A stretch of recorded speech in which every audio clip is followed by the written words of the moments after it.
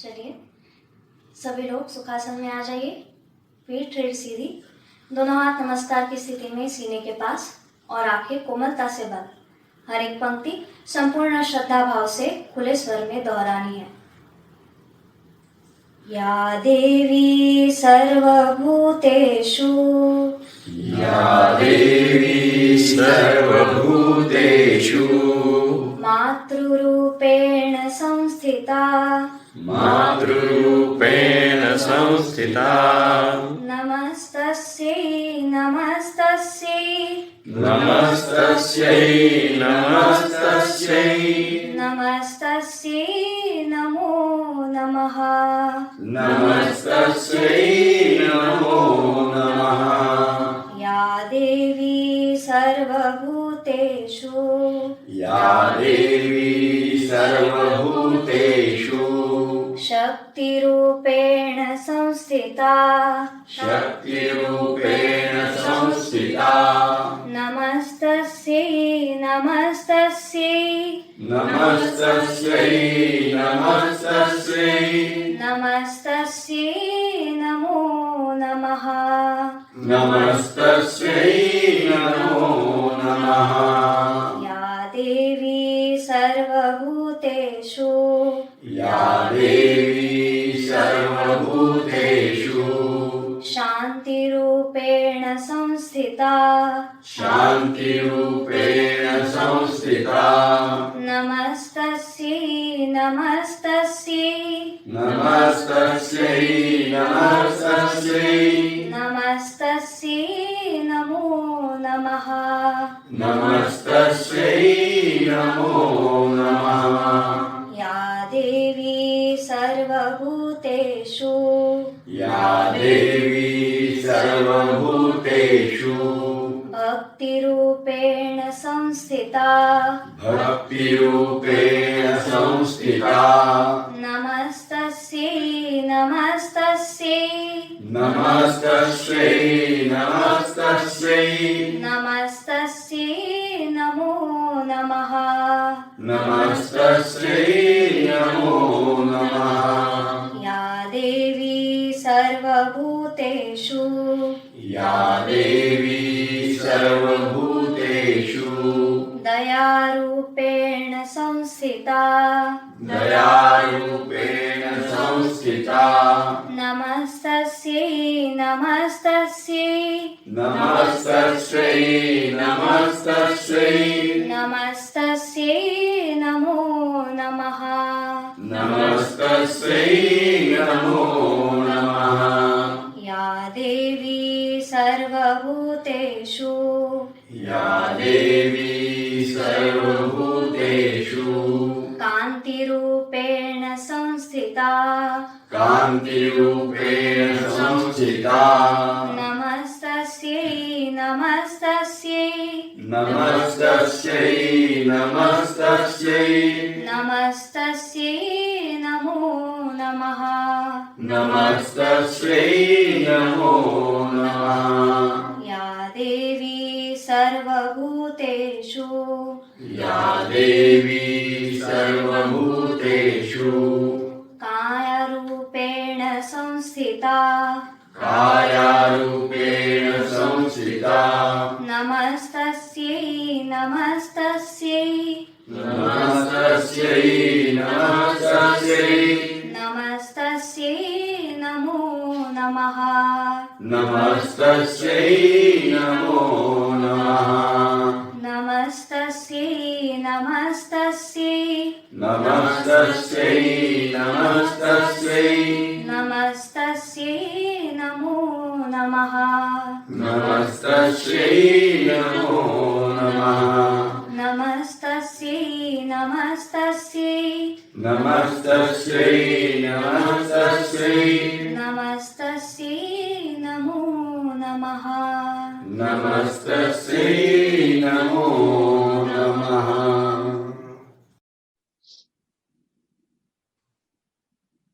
चलिए आज योगियों के देवता, योगियों के ईश्वर, योगीश्वर शंकर भगवान, योग शास्त्र के भगवान कृष्ण हैं, और सारे योगी जनों के भगवान जो होते हैं वे है भगवान शंकर, शिव शंकर। उन्हें योगीश्वर कहते हैं। इन योगीश्वर का अभिस्मरण किया है हमने। और अब हम तैयार हो जाएं गुरु पूजा के लिए, इसलिए चलिए खड़े हो जाइए, एड़ियां मिला लीजिए, हाथ नमस्कार में सीने से सटा लीजिए, ठुड्डी कंठ की ओर, आंखें हल्की सी बंद। पूज्यपाद गुरुमूर्ति श्री जनार्दन स्वामी महाराज, इन्हें वंदन करने हम उत्थित विवेकासन नामक आसन में जब खड़े हैं तो पाते हैं कि कलाई और सीना एक दूसरे को स्पर्श कर रहे हैं। मन ले गए वहां, ले जाइए। तो उस स्पर्श में क्या प्रतीत होता है? श्वास छोड़ते समय, प्रश्वास के समय स्पर्श में थोड़ा सा अलगपन प्रतीत होता है। तुलनात्मक देखना है, जैसे श्वास लेते तो सीना फूलता और स्पर्श जरा सघन होता है, श्वास छोड़ते सीना शिथिल होता है, स्पर्श भी शिथिल होता है। और ये जो शिथिल स्पर्श है इसकी ओर अधिक मन लगाइए और अब कल्पना करते जाइए मन का काम चालू हो गया है, तन और मन जोड़ने का काम अभी चालू हो रहा है। तो मन ले गए, वो जो शिथिलता का स्पर्श है उसकी ओर अधिक ले जाइए और कल्पना करते चलिए कि इस प्रश्वास में जितने शिथिलता का अनुभव आ रहा है उससे अधिक शिथिलता दूसरे प्रश्वास में प्रतीत हो रही है, तीसरे में उससे भी अधिक शिथिलता का अनुभव आ रहा है। अब तो यह शिथिलता केवल कलाई और सीने के पास में सीमित नहीं है, तो पूर्ण शरीर में व्याप्त हो रही है। उत्तरोत्तर हर प्रश्वास में सारे शरीर को व्याप्त कर रही है शिथिलता, फैल रही है सारे शरीर में, सर से लेकर पांव तक, और संपूर्ण शरीर शिथिल हो गया है। अब हम देखने जा रहे हैं फिर अवयव ध्यान। इस प्रक्रिया में शरीर के एक एक हिस्सा का नाम लिया जाएगा, मन से देखना उसे, और वहां कुछ तनाव बाकी है क्या, उसको और निकाल सकते हैं क्या, ऐसे प्रयास करना। पर वहां मन जरूर ले जाना। शिथिल करना संभव नहीं हुआ तो कोई चिंता नहीं रहती, पर अपने को मन ले जाना है। जैसे मस्तिष्क का बिल्कुल शीर्ष भाग, तालु का हिस्सा है, कुछ तनाव देखा, ढीला छोड़ दो उसे। पर ये तो बाहर से देखे हैं आप, जरा अंदर में जाइए ना। मस्तिष्क मन तो कहीं भी ले जाते हैं, अंदर अंदर, पूरा अंदर से मस्तिष्क देखो और शिथिल छोड़ दो। मस्तिष्क का दाहिनी ओर का हिस्सा, बाह्यता देखिए, शिथिल करिए, उसके अंदरूनी भाग जाने की चेष्टा कीजिए, अंदरूनी भाग को भी ढीला छोड़ दीजिए, पूर्ण ढीला छोड़िए और आ जाइए मस्तिष्क के पार्श्व भाग में जो गर्दन के ऊपर आता है, उसको भी ढीला छोड़ दीजिए पूरा का पूरा। रो बाहर से छोड़ा ना, अब अंदर जाइए, बहुत आवश्यक है अंदर में जाना। पूरा अंदर जाकर शिथिल छोड़ दीजिए और अब बाएं कान के पास में आ जाइए। वहां से पूरा बाएं तरफ का मस्तिष्क बाह्यता देखने के पश्चात उसके अंदरूनी भाग में जाकर अंदरूनी भाग को भी ढीला छोड़ दिया और आ गए हैं सामने माथा, फोrehead, कपाल, बाह्यता देखने का प्रयास कर रहे हैं, उसे भी शिथिल छोड़ रहे हैं। उसके अंदरूनी भाग में जाने की चेष्टा कीजिए, जरा कठिन है, अंदर जाइए और अंदरूनी भाग को भी ढीला छोड़ दीजिए। और फिर आइए दोनों कानों को देखिए, दोनों कान ढीले कर लिए, कानों को छेदें, अंदर तक जाते हैं शिथिल करते हुए, जाइए। और फिर गाल देखिए, ठुड्डी से लेकर कनपट तक ढीले छोड़ दीजिए, दोनों कनपटें ढीली, दोनों भौवें शिथिल, भ्रू मध्य शिथिल, आंखों की पलकें ऊपर वाली निचली उस एक दूसरे को अर्धगोलाकार स्पर्श कर रही है, उस स्पर्श को देखा है। और अंदर में पुतलियां शरीर को गोलाकार चिपकी है, मन गोलाकार घुमाते हुए पुतलियां भी शिथिल छोड़ दी और फिर दोनों नथुनों के अंदर में जा रहे हैं शिथिल छोड़ते हुए। और वह जैसे अंदर गए तो गले में उतर गए, जिह्वा मूल है, जिह्वाएं, दंत पंक्तियां हैं, सब शिथिल छोड़े हैं, मसूड़े शिथिल छोड़े, होठों का अर्धगोलाकार स्पर्श देखा है, ठुड्डी की ओर मन ले गए, ठुड्डी ढीली छोड़ दी और गले में जाकर गला और कंठ ढीला छोड़ते हुए पीछे में गर्दन में गए, गर्दन के सभी स्नायु पुंज और गर्दन के अंदर में जो हड्डियां हैं वो हड्डियां शिथिल छोड़कर जा रहे हैं नीचे में। एक एक कशेरु ढीला कर रहे हैं, गर्दन की हड्डी से रीढ़ में जा रहे हैं, ढीला करते करते करते सीने का भाग ढीला हो गया और नीचे जाकर पेट का भाग ढीला छोड़ दिया। और कमर की हड्डी ढीली छोड़ने के बाद कमर के दाहिनी ओर से देखिए, दाहिनी ओर की पीठ बिना फसलियों का भाग ढीला छोड़िए और फिर ऊपर जाइए, फसलियों का एक एक एक एक भाग ढीला ढीला छोड़ते छोड़ते छोड़ते जो बड़ी हड्डी है जिसको खंधे का पुट्ठा कहते हैं हिंदी में, उसको ढीला छोड़ दीजिए और फिर खंधा ढीला छोड़िए और फिर आ जाइए बाएं ओर, बाएं खंधे को ढीला छोड़े, बाएं खंधे का पुट्ठा ढीला छोड़िए और फिर एक एक फसली देखते जाइए, ढीली ढीली करते चलिए। बिल्कुल आखिरी फसली के पास आने के बाद बिना फसली का भाग है पीठ का, उसको भी ढीला छोड़िए, गौर से देखते हुए ढीला छोड़िए और फिर बाएं तरफ कमर भी ढीली, संपूर्ण कमर ढीली, कमर के दाहिने बाईं ओर से दाहिने बाएं बगल तक दोनों बाजुएं ढीली, दोनों खंधे शिथिल, दोनों दंड गोल है, मन गोलाकार घुमाते हुए ले जाइए और शिथिल करते जाइए।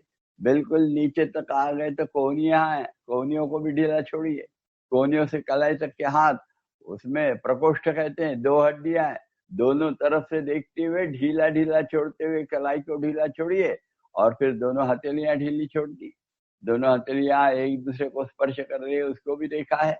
और ऐसे स्पर्शित अवस्था में भी दाहिने हाथ का स्वतंत्र अस्तित्व मन को प्रतीत होता है, बाएं हाथ का अस्तित्व मन को प्रतीत होता है। हाथ की 10 उंगलियां देख लीजिए और उंगलियों को जोड़ हैं, सारे जोड़ ढीले छोड़ दीजिए, सब के सब जोड़ ढीले छोड़। और फिर देखिए कलाई और सीने का स्पर्श, वहां से पूना सीना ढीला छोड़े, दाहिने बगल से बाएं बगल तक ढीला आड़ा सीना, खड़ा सीना देखिए, गले के दाहिने बाएं ओर से छोटी छोटी हड्डियां चालू होती है, दोनों तरफ से देखते जाइए, फसलियां एक एक एक एक करते हुए ढीली करते हुए आखिरी फसली के पास आने के बाद पेट का ऊपरी हिस्सा दिखने लगा, उसको भी ढीला छोड़ा और फिर नाभि के पास चले गए। नाभि 72,000 नाड़ियों का कंद है, अग्नि चक्र है, अग्नि का मुख्य जगह है ये, इसको देखिए और जरा गौर से शिथिल छोड़िए और उसके अंदरूनी भाग में जाकर वहां भी शिथिलता का प्रयास करिए अंदर से, और अंदर में ही ओटीपोट है, तलपेट, उसको ढीला छोड़िए, मराठी में ओटीपोट कहते हैं, तलपेट ढीला छोड़ दीजिए और फिर तलपेट ढीला छोड़ने के बाद दोनों जंघा के जोड़ शिथिल, पुट्ठे शिथिल, जंघाएं वे भी गोल है इसलिए मन गोलाकार घुमाते घुमाते नीचे जा रहे हैं, घुटनों तक शिथिल छोड़ दिया है और फिर घुटनों को सामने से कटोरी ढीली छोड़ी, पीछे में स्नायु है वो स्नायु भी ढीला छोड़ दिया और घुटने से लेकर टखनों तक पिंडरियां हैं, इसमें भी 2 हड्डियां हैं, दोनों तरफ से देखते जाइए, पूरा देखना है पिंडरियों को और ढीला छोड़ते जाना। और फिर टखने के जोड़ है और दोनों टखने के दोनों जोड़, दोनों बाजू में जोड़ है, वो ढीले छोड़ दिए और एड़ियों का अर्धगोलाकार अस्तित्व देखते हुए एड़ियां ढीली, तल पांव और जमीन का स्पर्श देखा है, पांव की 10 उंगलियां ढीली छोड़ दी है और उनका भी जमीन से हो रहा स्पर्श देखने के बाद दोनों तल पांव पर समान भार है, घुटनों में समान वजन है और कमर में भी शरीर संतुलित है, देख लिया तो शरीर स्थिर हो रहा है, मन तो स्थिर है ही, शांत भी है। ऐसे शांत और स्थिर शरीर मन से मन ही मन चलिए गुरु महाराज के समाधि की तरफ जाएंगे। जा रहे हैं रामनगर में, जनार्दन स्वामी योगाभ्यासी मंडल का आश्रम है, वो आश्रम में आ रहे हैं, वो सुंदर गेट वाला प्रवेश द्वार दिखा है, कितना सुंदर बनाया है, वहां लिखा है जनार्दन स्वामी योगाभ्यासी मंडल, वो दरवाजे से अंदर जा रहे हैं, ओ गोबर से लिपा हुआ मार्ग है, आजू बाजू सुंदर वृक्ष है और जा रहे हैं, देख रहे हैं वहां लिखा हुआ यमनियम आसन, प्रत्येक वृक्ष को भी नाम दिया गया है और वैसे सामने देख रहे हैं तो समाधि मंदिर का रास्ता दिखाया है, वहां से अंदर जा रहे हैं। अंदर गए तो बाएं हाथ में कुआं दिख रहा है, साफ सुथरा साफ, उस पर झाड़ रखे हैं, और बाईं तरफ नल है, उस पर पांव धो लिया है। आगे जा रहे हैं, वहां पांव पोछने की जगह है, पांव पोछ लिया। और आगे गए, आगे जा रहे तो पैसेज है वहां, वो पैसेज में बाईं तरफ देख रहे हैं चप्पल स्टैंड, चप्पल वहां उतार के रख दी। और आगे गए हैं, आगे जा रहे हैं तो बाईं तरफ मुड प्रवेश है, फिर से उसमें पहले ही कांच के दरवाजे से अंदर गए, और सामने देख रहे हैं जनार्दन स्वामी महाराज की समाधि दिखने लगी है। हाथ तो जोड़ने की ही इच्छा है, तभी जोड़ के ही अवस्था में है हम अभी, हाथ जोड़ते हुए समाधि के दर्शन ले रहे हैं। आगे आगे जा रहे हैं, समाधि के नजदीक आ गए हैं, और फिर माथा समाधि के सामने टेकने के लिए वज्रासन में बैठ गए, हाथ पीछे बांध लिए और सामने में नतमस्तक हो लिए, और होकर गुरु महाराज के चरणों में एक प्रार्थना अर्पण की है, एक संकल्प अर्पण किया है। हे स्वामी जी, जीवन में समाधान, सुख और निरोगी अवस्था प्राप्त होने के लिए यथाशक्ति क्यों न हो, किंतु निरंतर योगाभ्यास कर पाऊं, इसलिए प्रेरणा तथा बल दीजिए। मन ही मन टिकाए हुआ माथा मन ही मन उठा रहे हैं, और मन की आंखें खोल रहे, बाबा याद करते हुए मन की ही आंखें खोली है, तो स्वामी जी की समाधि दिखने लगी है। समाधि पे अंकित और स्वामी जी का संदेश है, 4 पंक्तियों में लाल अक्षरों में लिखा हुआ, वह पढ़ा है। समाधानाय सौख्याय निरोगत्वाय जीवने योगमेवाभ्यसेत प्राज्ञः यथा शक्ति निरंतरम। स्वामी जी का संदेश और हमारा संकल्प दोनों एक ही है, पाकर अतीव हर्ष में समाधि के दर्शन ले रहे हैं। समाधि पे गुरु पद चिन्ह है, और उसके पीछे में शेषनाग की प्रतिकृति है। शेषनाग 3500 साल पहले भारत भूमि में भगवान शेष अवतरित हुए थे पतंजलि मुनि के रूप में, और आधुनिक युग में उन्होंने अपने गुरु महाराज के रूप में अवतार लिया। इस भाव से वहां शेषनाग की प्रतिकृति है, और उसके पीछे में ही गुरु मूर्ति के पादांगुष्ठ दिखना चालू हो गया है।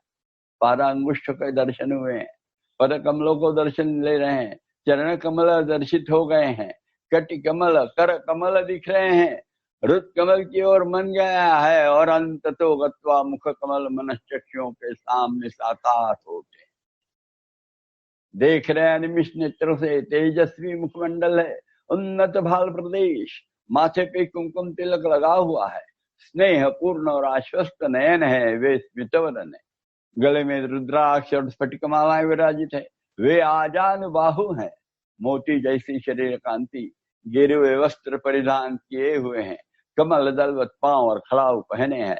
ऐसी यह गुरु मूर्ति मानो हमें आशीर्वाद दे रही कि हमारा संकल्प, हमारी प्रार्थना पूर्ण होने जा रही है। इसी आनंद में गुरु को स्तवन अर्पण करेंगे। पूर्ण प्रार्थना आज एक साथ कहने वाले हैं। श्वास की ओर ख्याल देते हुए कहना प्रार्थना। एक श्वास लिया, फिर प्रार्थना चालू हो गई। सावकाश जो हमारे मार्गदर्शक रहते हैं उनके आवाज में आवाज मिलाकर और शांति से कहना। रुकने के बाद नाक से एक श्वास लेना, फिर आगे का कहना, यानी फिर सबका प्रार्थना प्राणायाम भी हो जाता है। बड़ा सुंदर है यह प्रार्थना। 8 से 10 सेकंड प्रार्थना कहना, यानी प्रश्वास कहते रहते हैं, और फिर श्वास लेते हैं तो नाक से लेते हैं तो बराबर 4 से 5 मिनट सेकंड लगते हैं। ऐसे लेना 4-5 सेकंड में, छोड़ना 8-10 सेकंड है। इसी को तो प्राणायाम कहते हैं, प्राथमिक प्राणायाम। तो चलिए श्रद्धा पूर्वक प्रार्थना कहें। प्रार्थना। गुरुर्ब्रह्मा गुरुर्विष्णु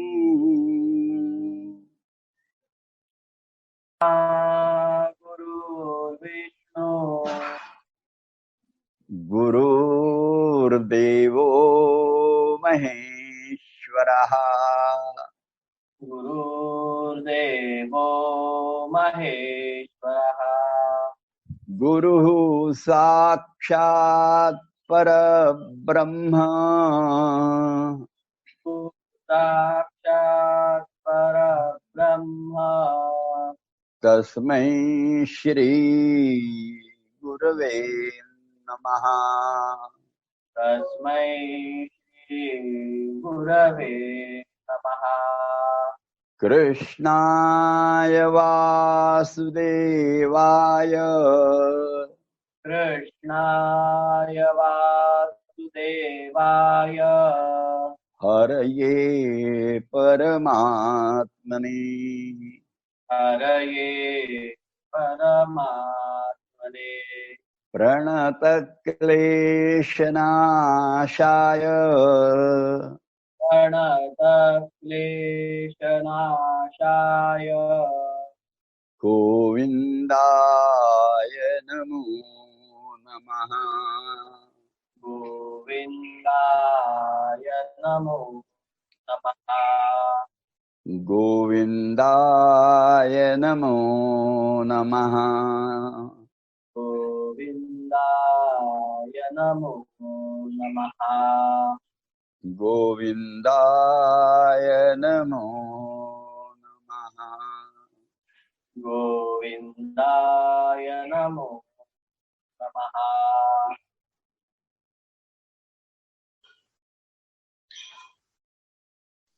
तो बड़े शांत चित्त से हमने स्वामी जी की प्रार्थना की है और प्रार्थना जैसे ही करते हैं तो वैसे ही मन चक्षुओं का पुनः सामने गुरु मूर्ति साकार हो गई है और मानो वरदहस्त गुरु मूर्ति है यहाँ आपको आशीर्वाद दे रही कि जो योगाभ्यास गुरु पूजा के तौर पे करने जाते हैं हम लोग वह सफलीभूत होने वाला है और फिर गुरु के जो और प्रसाद है उनके पूजा करने के बाद जो प्रसाद है वो निश्चित रूप से समाधान सुख और निरोगत्व के रूप में प्राप्त होने वाला है ऐसा ही मानो उनका और यह जो वरद हस्त हमको बता रहा है बस तो चलिए एकता करने 1 घंटा तो करना पड़ेगा आसन तो ही प्रसाद मिलता है एकदम नहीं मिलेगा तो तैयार हो जाइए प्रसन्न वदना वरदहस्ता गुरु मूर्ति के आशीर्वाद तो हो गए हैं पर वो आसन करना ही पड़े तो हाथ नीचे छोड़िए आंखें खोल लीजिए और पाँव में फासला ले लीजिए पहला शरीर संचालन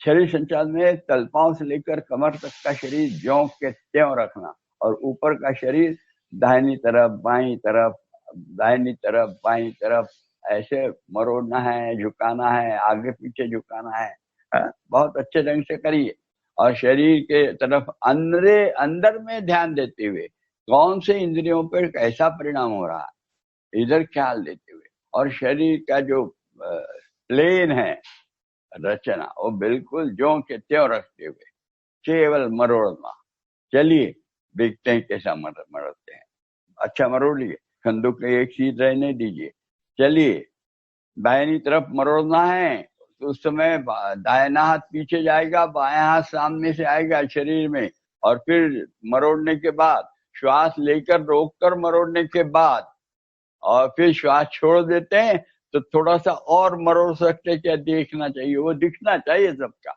बड़ा सुंदर मूवमेंट दिखती है वो तो चलिए तैयार शरीर संचालन के लिए श्वास लीजिए रोकिए मूल बंद लगाते हुए एक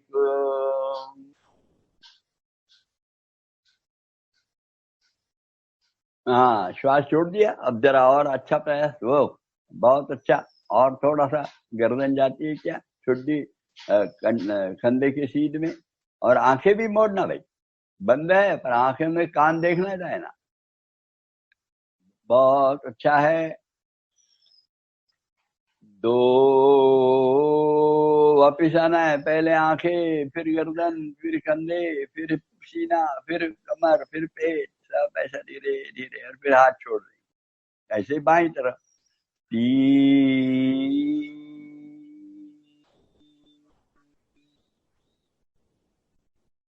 श्वास के बारे में बताऊंगा नहीं, अब आपको पता रहना चाहिए सब बराबर। बहुत अच्छा।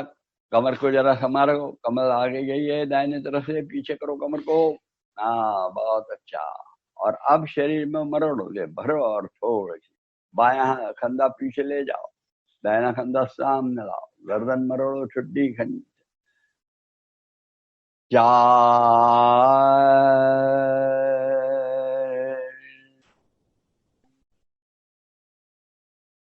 शरीर के अंदर में देखना कहाँ अपना यकृत है, कहाँ किडनी है, कहाँ क्या है, अपना है सब। वो सारा अपना अंदर का भाग दिखना चाहिए, उसका नाम भले ही पता है चले। 5 में दोनों हाथ आजू बाजू, 5 6 ऊपर करते हुए दंड कान और शरीर दंड कान पे दबाते हुए शरीर ऊपर खींचते हुए, साथ में दाहिनी ओर सीधा का सीधा झुकना।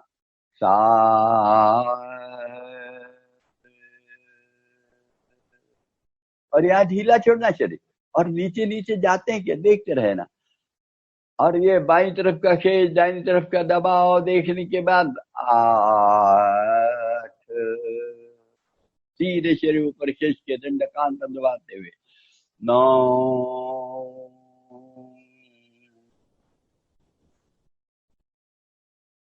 छोड़िए शरीर ढीला, और दिखता है शरीर ढीला छोड़ा।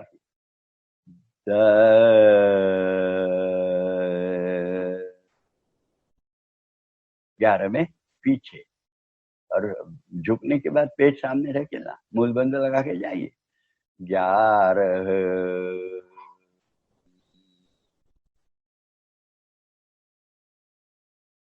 12 सीधे हो जाना। 13 में सामने, 13 का झुकने का याद रखना, सीधा सीधा झुकते जाना। और जब झुक नहीं पाते तो ढीला बदन छोड़ देना, यानी हस्तपादासन वगैरह आसन हो जाते हैं बड़े आसानी से, इसीलिए ढीला छोड़ दिया है। और बढ़े हुए खून के बहाव को देखा, होठों में, गाल में, नाक में, कान में, कनपटे में, आंखों में, कपाल में, मस्तिष्क में भी शुद्ध खून प्रचुर मात्रा में दौड़ रहा है, और इसलिए सारे ज्ञानेंद्रिय कार्यक्षम हो रहे हैं। उसको देखना जरूर, और फिर धीरे से 14 में उठना। 14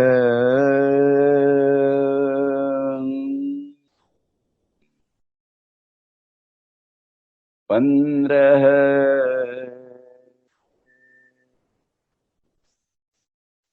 16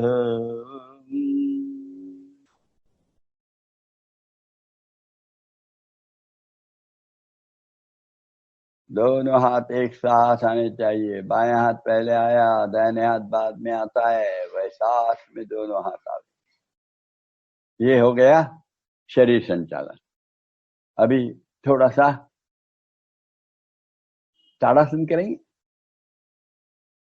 थोड़ा सा इसलिए कह रहा हूं कि अधिक देर नहीं करेंगे, अच्छा करेंगे पर कम देर करेंगे। उंगलियां खूब तानते हुए दोनों हाथ खंडों के सीध में लाकर हथेलियां उल्टी घुमाकर दंड कान पे दबाने तक का भाग एक में होगा। 1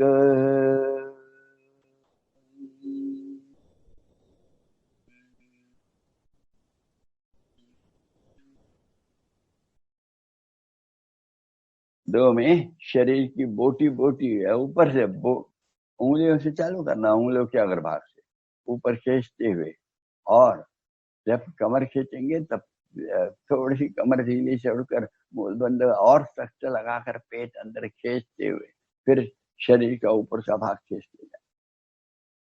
शरीर कमर के पास से सामने नहीं ढकले जाना चाहिए। 2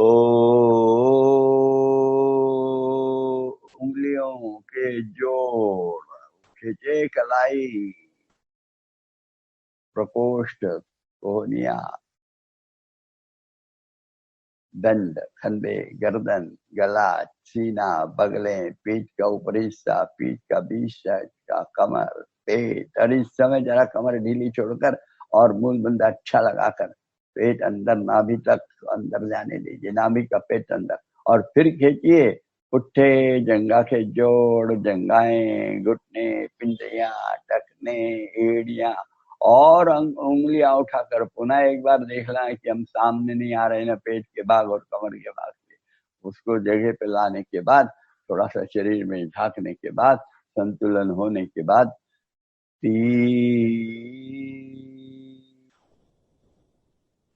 सारा एड़ियां ढीली जमीन में रखते हुए सारा शरीर सही ढीला कर लिया। और फिर 4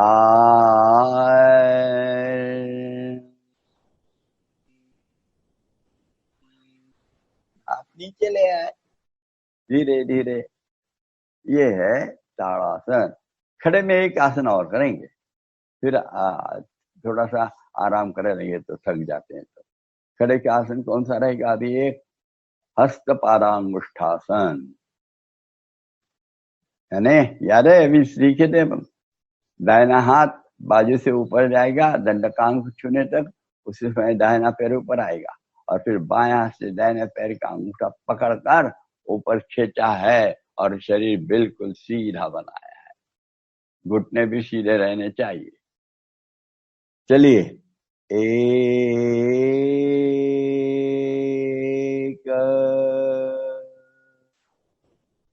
2, बहुत अच्छा।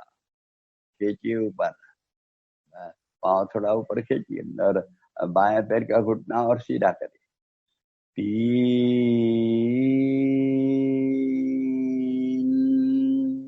4।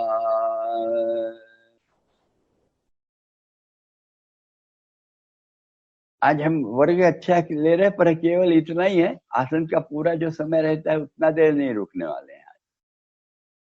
फिर जब 1.5 घंटे का पूरा आसनों का ही वर्ग होगा ना, उस समय लेंगे सब समय के अनुसार। हमको आदत करना है धीरे धीरे, इसलिए एक आधा आसन लेंगे ज्यादा देर तक का, पूरा समय तक का, और बाकी थोड़ा थोड़ा देर लेंगे। तो अब बाएं पैर से 1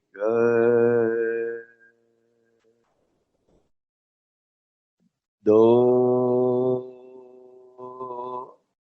दंड कानातून सुटला नाही पाहिजे, हात कोपरातून सरळ, थोडा वर हात, बहुत अच्छा। 3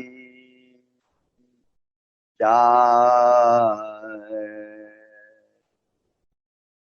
आसन के लाभ याद है ना?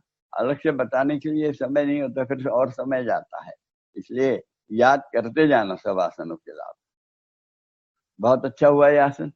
आज वो खड़े में काफी हो गए, अब ये करेंगे ना, बैठ जाएंगे। तो बैठेंगे कैसे? आनंद मंदिरासन। 1 दोनों हाथ जंघाओं पर, 2 एड़ियां उठाते हुए घुटने से मोड़ते हुए एड़ियों पर बैठकर दोनों हाथ घुटने पे रख लिए। थोड़ा सा रेस्ट में रुक के घुटने पास में आए, आंखें बंद कर लिए। बहुत सुंदर आसन है ये। और फिर घुटने टेकते हुए पीठ पर लेटे हुए आसनों के लिए तैयार हो रहे हैं। पीठ पर लेटे हुए आसनों की स्थिति, शरीर संचालन और मुक्तासन होना ही चाहिए। रोज एक ख्याल करना है सबको, सही ढंग से होना चाहिए। और इसलिए पीठ पर लेटे हुए आसनों की स्थिति में दंडकान के सटा लिए हैं, छोटी कंटे की ओर है, फाउल एरिया मिले, अंगूठे मिले, अपने तरफ खींचे हुए हैं। और उस समय कमर के ऊपर की जो हड्डी है, बड़ी हड्डी के ऊपर वाली, वो जमीन में लग रही देखा है? नहीं तो फिर मूल बंदा और लगाइए। अच्छा, ओटी पोट अंदर खींच ली तो लगेगा, नाभि भी अंदर खींच ली। और अब दाहिने पैर से पवन मुक्तासन चालू करेंगे। 1 में दाहिना पैर 45, 2 में 90, 3 में घुटने में मोड़ कर पकड़ कर, 4 में छुट्टी घुटने को लगाकर दाहिना पैर बहुत लंबा वर्तुलाकार 3 बार एक दिशा से, उल्टी दिशा से 3 बार। चलिए, एक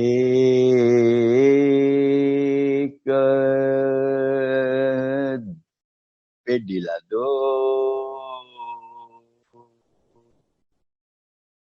तीन, दो में और सामने आना चाहिए, 90 अंश में पैर थोड़ा सा आना चाहिए, प्रयास करना पड़ता। चार, गर्दन उठाकर चुड्डी घुटने को लगाकर बायां पैर लंबा वर्तुलाकार 3 बार फैलाएंगे एक दिशा से। इस समय पाउल अपनी तरफ चाहिए और चेहरे में तनाव नहीं चाहिए, चेहरा रिलैक्स रखिए। 3 बार एक दिशा से, 3 बार उल्टी दिशा से। इतना हो गया कि रख दिए।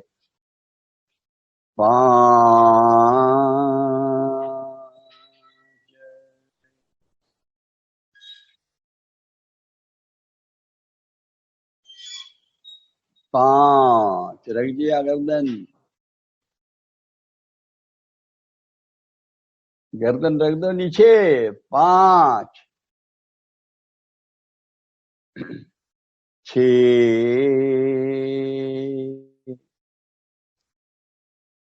7,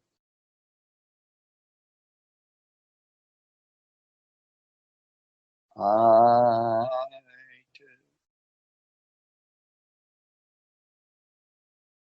ऐसे ही बाएं पैर से करना है, पर करते समय यह देखना है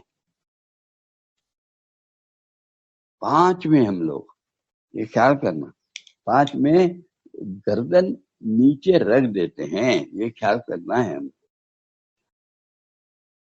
4 में पांव नीचे चले जाता है खुद होकर, पर 5 में क्या करेंगे, गर्दन नीचे रखेंगे केवल। 6 में पांव ऊपर जाता है, ये हमको याद रखना है। थोड़ी सी गलती हो जाए तो फिर आसन में सांघिकता नहीं रहती, और इसलिए उसको गलत नहीं होने देना, इतना ही याद रखिए।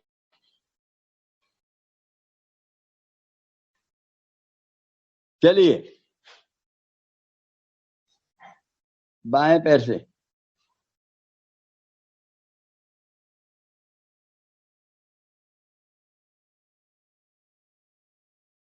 याद रहेगा बराबर। 1, 2,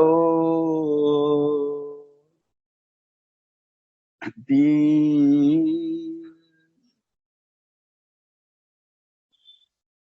4, गर्दन उठाकर लगाया है, और फिर पांव घुमाए हैं 3 बार एक दिशा से, और फिर उल्टी दिशा से भी 3 बार, और ऐसे 3-3 बार घुमाने के बाद पांव रख देंगे। रखने के बाद फिर गर्दन वही रहने देंगे, 5 में गर्दन नीचे रहेंगे। 5, 6, 7, 8।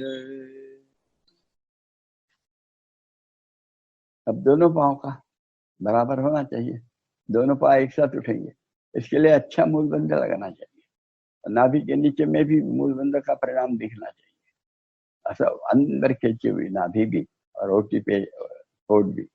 चलिए, 1 45 अंश, 2 90 अंश, 3 गठरी, पाँव मोड़कर पकड़कर, और 4 में दाहिने बाएं और लुढ़काना। और लुढ़काते समय याद रखना, कमर की हड्डी, रीढ़ की हड्डी और पसली, इसके बीच में वजन आना चाहिए, ख्याल चाहिए।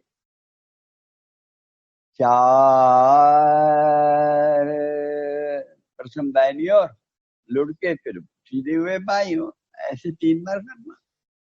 ये 2 बार अपना हो गया। अब सबका अच्छा साथ में हो रहा है, अच्छी बात है, हो गया। अब आप 5 में आगे पीछे, 5, वो भी 3 बार बैठ कर, बिल्कुल बाकायदा, बहुत अच्छा। ऐसे ही लुढ़कना है सबको, पर पीठ को लगने नहीं देना। 6 में पांव छोड़ देना, गर्दन नीचे, पांव ऊपर, सात में 45 अंश, 7 मूलबंद अच्छा लगाया है, घुटने में सीधा है, 8 जमीन पर रखा। और उस समय भी देखना कि पांव के अंगूठे मिले रहना चाहिए, उसमें गड़बड़ी नहीं होनी चाहिए, अंगूठे दूर हो जाते हैं, वो नहीं चलता।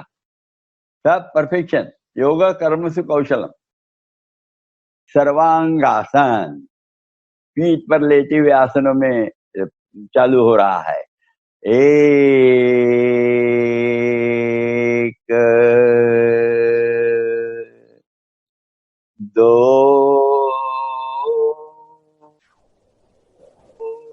3।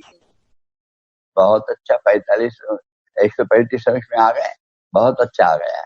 ऐसे परफेक्शन आ रहा है। ये तो 8 दिन में परफेक्शन बहुत अच्छी बात है। पर केवल हाथ देखिए, हाथ सीधे है क्या, कलाई में थोड़े से टेढ़े हैं, उसको सीधा करो, कंधे ढीले छोड़ो, गर्दन ढीली छोड़ो, और फिर 4 हाथ का सहारा पीठ को देते हुए पांव ऊपर ले गए हैं, और फिर गर्दन और गला ढीला छोड़कर और शरीर ढीला स्वस्थ होने के बाद हाथ कंधे की तरफ खिसकाकर और ले गए हैं, और फिर रुके हैं। इसमें पांव की हलचलें हैं, वो बताई नहीं है, बताएंगे आगे, अभी कल थोड़ा सा इसमें सुधार करेंगे।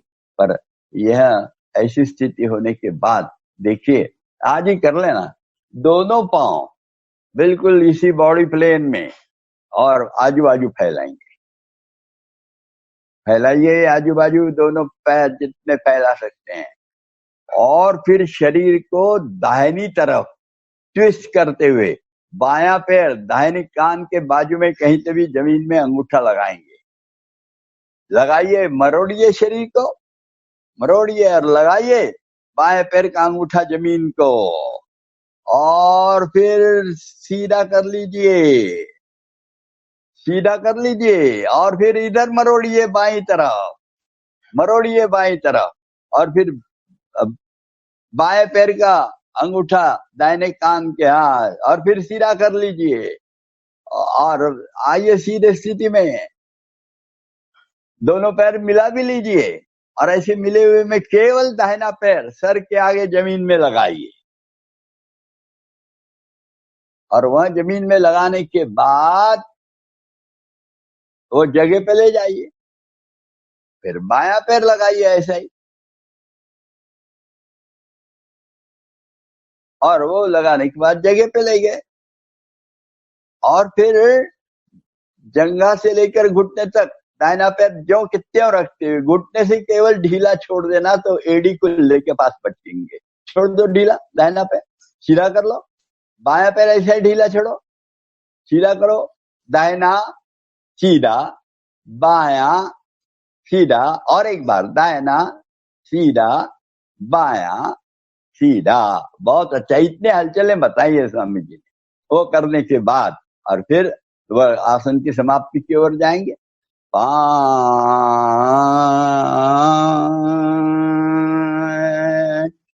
अभी गर्दन की हड्डी से कमर की हड्डी तक एक एक हड्डी गिनते हुए लगाते जाइए, और ऐसे ही दबा के रखिए। 6,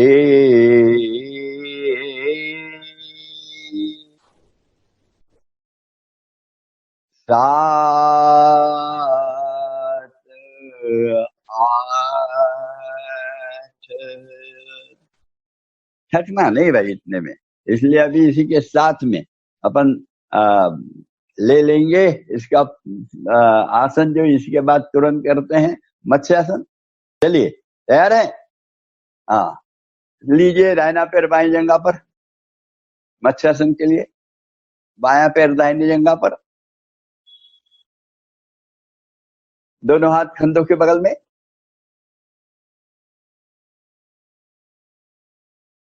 उंगलियां कंधे के पास में आनी चाहिए, कोहनियां एक दूसरे के पास में आकाश की तरफ, और फिर हाथ पे थोड़ा जोर देते हुए कंधे की तरफ से उठाएंगे पीठ, और गर्दन अंदर डालेंगे। 4, और फिर जाकर पांव के पौचे पकड़ेंगे, खींचेंगे अपने तरफ, कोहनियां जमीन में गाड़ेंगे, वो जमीन में गाड़ने के बाद शरीर का आधा वजन कोहनियों पर, आधा वजन मस्तिष्क के पास, और फिर जरा गर्दन और अंदर डालेंगे, कोहनियां दबाएंगे, सीना ऊपर करेंगे, जमीन और दीवार दूर जहां मिलती है उसको देखने के बाद आंखें बंद करते हुए शांत रुकेंगे। और ऐसे शांत रुकने के बाद थोड़ा देर रुकने के पश्चात धीरे से आसन छोड़ना प्रारंभ करेंगे। 5 6 7, एक पैर लंबा, 8, दाया पैर लंबा। अब ऐसे बाएं पैर से भी कर लेंगे, 1 2 3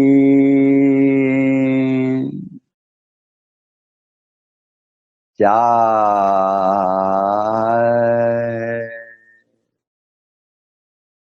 फिर ये सुंदर स्थिति हो रही है। केवल देखिए कि गर्दन और अंदर जाती क्या, सीना और ऊपर उठ सकता है क्या, देखना है। थोड़ा देर रुकना है, पर अपने को समय की पाबंदी है। थोड़ा सा आज परीक्षा के तौर पे जितना सीखा वो सब हमें याद है क्या देखने का प्रयास कर रहे हैं, तो थोड़ा सा कम समय रुकेंगे। 5 आसन छोड़ना है, 6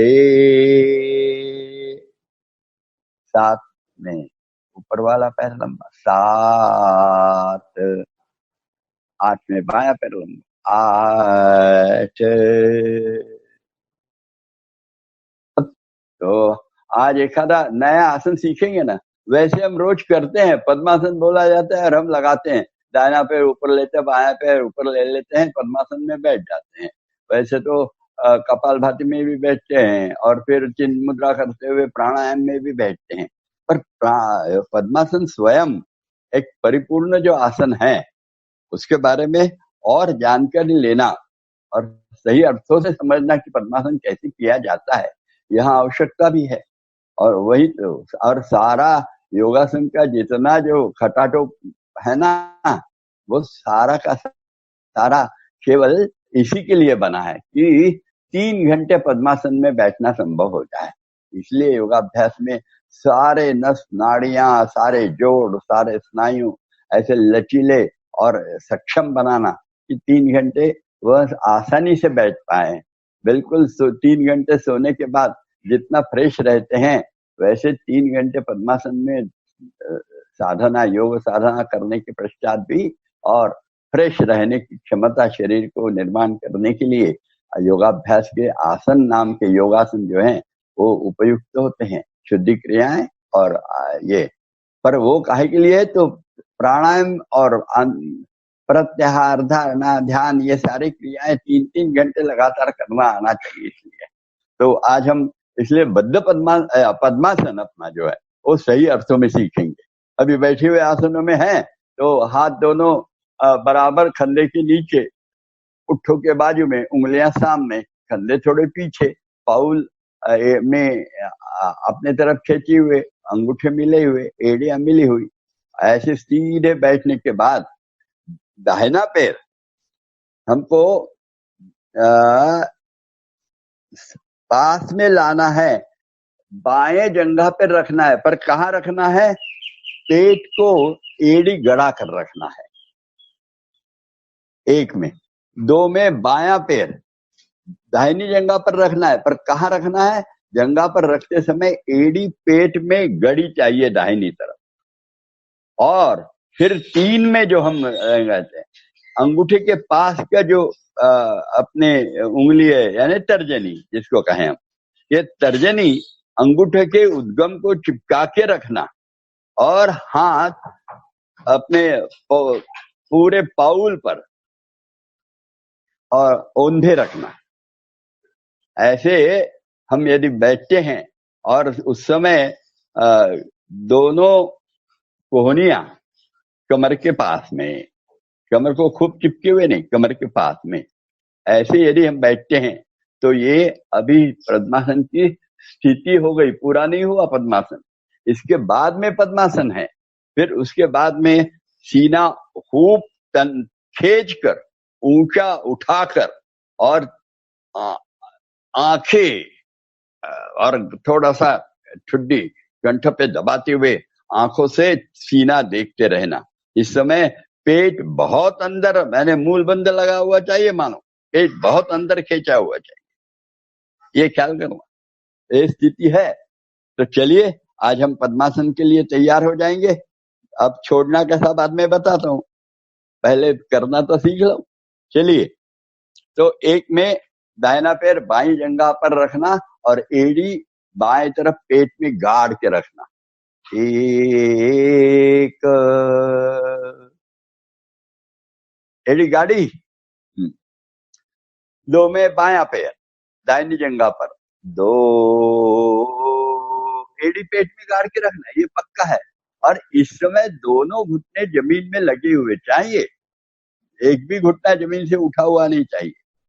तीन में तर्जनी यानी अंगूठे के बाजू की उंगली जो है वो, और उसका अग्रभाग अंगूठे के उद्गम में लगाना, और फिर अंगूठा वो तर्जनी का बीच का पोर है उसको चिपका के बिल्कुल रखना, और बाकी तीन उंगलियां सीधी, और फिर ऐसा हाथ ओंधे के ओंधे और जंघा पे रखना। तीन बराबर हो रहा है, समझ गया है? बहुत अच्छा। अब ये तो तीन हो गया है, अब चार में महत्व है, अभी तो तीन किया है। अब सीना खूब ऊपर खींचना है, कंधे पीछे लेना है, ठुड्डी कंठ पे दबाना है, आंखों से अर्धोन्मिलित चाहिए आंखें, अर्धोन्मिलित है थोड़ी सी खुली हुई, और उससे सीने को बाकायदा देखते रहना। सीना एक तरफ नहीं देखना होता है, दोनों तरफ सीना देखते रहना चाहिए पूरा। और उसी समय पेट बहुत बहुत अंदर खींचा हुआ है, इसलिए मूल बंध बढ़िया लगा हुआ है, और वह मूल बंध लगने के बाद पेशाब की जगह के अंदर खींचने के बाद वहां बिल्कुल निचला पेट खूब अंदर खींच कर, नाभि भी अंदर खींच के बैठना। चलिए, चार, और कंधे पीछे और दबाइए। हाँ, अभी कंधे तो पीछे आ गए हैं, पर बाकी तो सब आ ही रहा है, अच्छा है, पर कंधे और थोड़े पीछे जा सकते हैं, और ठुड्डी कंठ पे दबा सकते हैं, और अर्धोन्मिलित यानी आंखें आधी खुली रखो और देखो सीना दिखता है क्या। जरा सीना ऊपर ऊपर खींचो, खींचो ऊपर, छोटा सीना रहा तो भी ऊपर खींचना चाहिए, तो बड़ा हो जाता है 56 इंची। जरा ऊपर खींचो, बिल्कुल बाकायदा ऐसे खींचते जाओ। हाँ, और फिर ऐसे रुकना है, इसमें यही स्थिति है योगासन की। सारे योग साधना जो होगी इसमें यदि प्राणायाम हो रहा है, प्राणायाम के साथ साथ उसी के अंदर प्रत्याहार होकर, और यदि धारणा का अभ्यास भी कर रहे हैं, ध्यान भी हो रहा, तो भी इसी स्थिति में हो रहा, और ये स्थिति मेंटेन करना है पूरा देर तक। और ये कितना देर रह सकती है फिर, वैसे तो बताया मैंने, इसके लिए बहुत महत्वपूर्ण है कि कितना यहाँ कितना देर भी होता है, इसके लिए कहीं भी समय नहीं दिया है, समय बिल्कुल नहीं दिया है। ये बहुत देर करना है। इसमें दीर्घ श्वसन करते हुए बैठ सकते हैं, पर श्वसन दीर्घ जब करते हैं तो यानी जोर जोर से आवाज नहीं करना, धीरे से अंदर जा रहा है, उसको देख रहे हैं अंदर जा रहा है, कितने देर जा रहा है तो जाने दे, और फिर छोड़ रहे हैं तो धीरे धीरे छोड़ रहे। सब विषय रहेगा कि लेने के समय से दुगने तक छोड़ने का मन में भाव रहे हर वक्त। कम ज्यादा हुआ चलता है, पर ऐसे ही। और फिर ऐसे बैठने के बाद थोड़ा देर, इसमें समय नहीं दिया है, ये तो पिछले महीने वाला 3 घंटे बैठने सकते, आज तो अपन इतना नहीं बैठेंगे। तो अब 4 में स्थिति हो गई है, अब 5 में क्या करें, तो शरीर सब ढीला छोड़े थोड़ा सा। 5, 6 में हाथ अपने पूर्व स्थिति में ले जाएंगे, 6, 7 में बायां पैर बाहर निकालेंगे, लंबा करेंगे, 7, 8वें दाहिना पैर बाहर निकालेंगे, 8 तो हो गया। पद्मासन दूसरे बाजू से भी करना है अभी, और उस समय उसके लाभ वगैरह अपन सुनेंगे। पर इतना याद करना कि अभी तक अपन पद्मासन करते रहे तो पेट में एड़ी गाड़ना ये सोचा ही नहीं हमने कभी। सीना ऐसा ऊपर आना चाहिए, पेट खूब अंदर जाना चाहिए, ये सोचा ही नहीं। अर्धोन्मिलित नेत्र चाहिए और सीना खूब ऊपर खींचा हुआ चाहिए, ये सोचा नहीं। पांव के ऊपर पांव रख दिया, हो गया पद्मासन। और वह हाथ ऐसे तर्जनी का अग्रभाग अंगूठे में लगा लें और कोहनिया कमर के पास में रख लें, तो इतना पर्याप्त नहीं होता। पद्मासन में यह सब होना चाहिए, और इसलिए अभी इतने दिन हमने अभ्यास किया है तो पद्मासन के बारे में एकदम नहीं बताया, क्योंकि इतना कठिन है वैसे आसन ये, और कि बाद में कि भाई नहीं रे बाबा, पद्मासन ही इतना कठिन है तो बाकी आसन कैसे रहेंगे, ऐसा लगे, यह न लगे। इसलिए आज तकरीबन अब अपना आसन खत्म हो रहे, प्राणायाम की तरफ हम जाने वाले हैं। आज ही थोड़ा सा प्राणायाम कर रहे हैं, पर और प्राणायाम के प्रकार भी है ना, तो उसमें भी जाने वाले हैं। पर उसके पहले बाएं पैर से करेंगे भाई, बायां पैर पहले लेंगे, 1 और बराबर लिया जंघा पे, एड़ी गाली पेट में, 2 दाहिना पैर, एड़ी गाड़ना पेट में, 3 अंगूठे के पास की उंगली का अग्रभाग अंगूठे के उद्गम में लगाकर, और फिर बाकायदा अंगूठा